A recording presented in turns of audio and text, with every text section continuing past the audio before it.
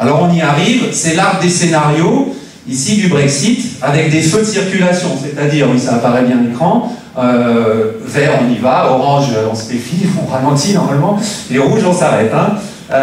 Donc, à partir de donc, relation future, ou bien le Brexit, ou bien l'absence de Brexit.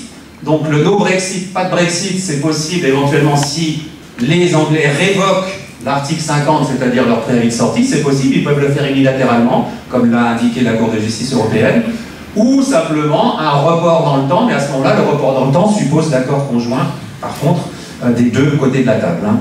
Alors, restons au niveau du Brexit, les scénarios possibles. Le Brexit doux en haut et le Brexit dur en bas. Au milieu, un Brexit adouci.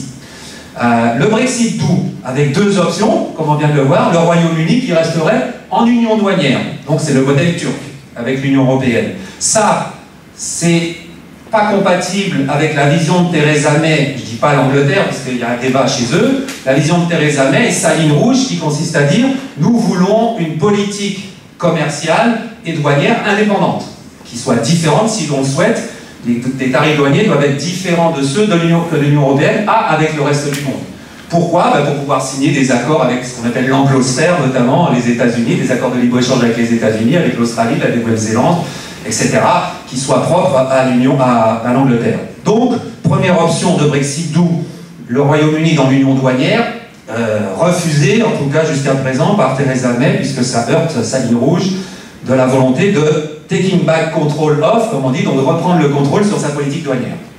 Autre solution dans le Brexit doux, rejoindre le marché unique. Cette fois-ci, vous restez dans le marché unique à partir d'un arrangement de type l'espace économique européen, c'est-à-dire le modèle de la Norvège. Et là, c'est compatible avec le fait d'avoir une politique douanière différente. Par contre, et c'est là que ça heurte encore une autre ligne rouge de Theresa May et de ses conservateurs les plus durs du Brexit, c'est que ça oblige le respect des 4 libertés fondamentales, y compris la libre circulation des personnes, citoyens ou travailleurs. Et là-dessus, là aussi, l'Angleterre, en tout cas le gouvernement de May, interprète le référendum et fait référence à la campagne du référendum en 2016, durant laquelle il était clair qu'une des volontés des Britanniques, c'était de récupérer le contrôle sur leur politique d'immigration, y compris vis-à-vis de l'immigration en provenance des États européens. Donc si on reste dans le marché unique, on accepte le principe de libre circulation et c'est ce dont ils ne veulent pas, ce dont ils veulent se débarrasser. Donc, ligne rouge là aussi. Donc voilà pour les deux, je dirais, options du Brexit doux les plus simples à mettre en place. Entre guillemets, simples. Ensuite, à l'autre extrémité, on a un Brexit dur, évidemment. Le Brexit dur, ou bien sans aucun accord, auquel cas, ça veut dire que les relations commerciales et économiques, plus largement, d'investissement, etc., entre l'Angleterre et l'Union européenne, s'établiraient comme deux États tiers qui collaborent, qui coopèrent, qui font des affaires, sur la base des règles par défaut de l'OMC. Donc, ça veut dire rétablissement des droits de douane de base des deux côtés de la table. Hein. Plus, et c'est là où on est dans le Brexit, avec des coûts économiques importants, des ruptures de chaînes de valeur, etc., plus beaucoup de contrôle aux frontières. On peut revenir là-dessus, donc effectivement, quelque chose dont les milieux d'affaires, évidemment, ne veulent pas du tout. Alternativement, dans le Brexit dur, on peut caser l'option de l'accord de libre-échange extensif sur le modèle du Canada avec l'Union européenne, c'est-à-dire un accord de libre-échange qui couvre tous les biens, toutes les marchandises, beaucoup de services, et d'aller le plus loin possible dans ce cadre-là, qui doit aussi être compatible avec un certain nombre de règles OMC d'ailleurs. Bon, là, c'est peut-être vers ce sur quoi on va à long terme. Le problème de cet accord-là, c'est que ça ne règle pas la question de la frontière irlandaise. Un tel accord, on y reviendra.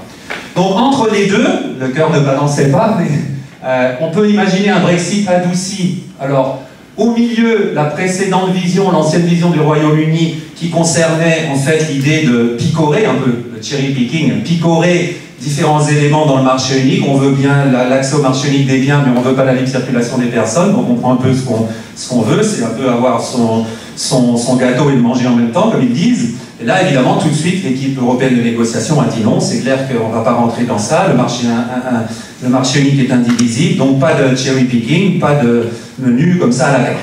Alors ça laisse quelles options? Une déclaration un peu vague, hein, c'est ce qui se passe avec la déclaration politique qu'on a vu tout à l'heure pour le long terme, où on trouve des choses un peu contradictoires, j'y reviendrai. Et puis un plan assez astucieux, on peut au moins reprocher beaucoup de choses aux Britanniques, mais accordons-le le fait de savoir être astucieux pour le moins.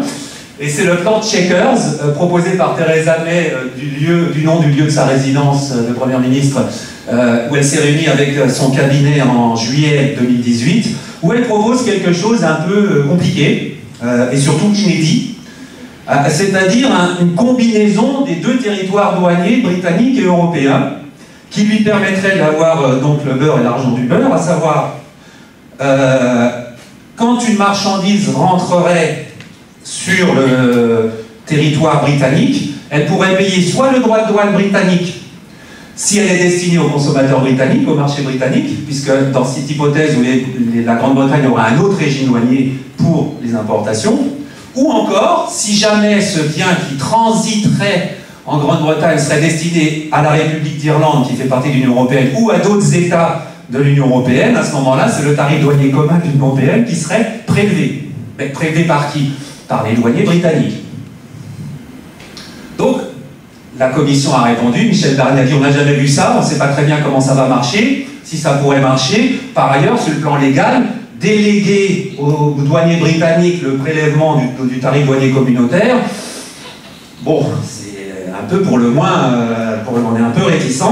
Bon, et puis il y a évidemment, moi j'ai dit ça à ma fille qui est rentrée en terminale en économie, quand je lui ai raconté ça, elle m'a dit mais il va y avoir des fraudes. Elle a répondu, bah, évidemment qu'il y aura des fraudes. C'est sûr. Donc pour l'instant, ce plan-là, il est un peu flottant comme ça, mais on va y revenir, puisqu'il est quand même compatible avec le contenu de la déclaration politique qui, encore une fois, donne les grandes lignes, un accord cadre pour le futur à long terme.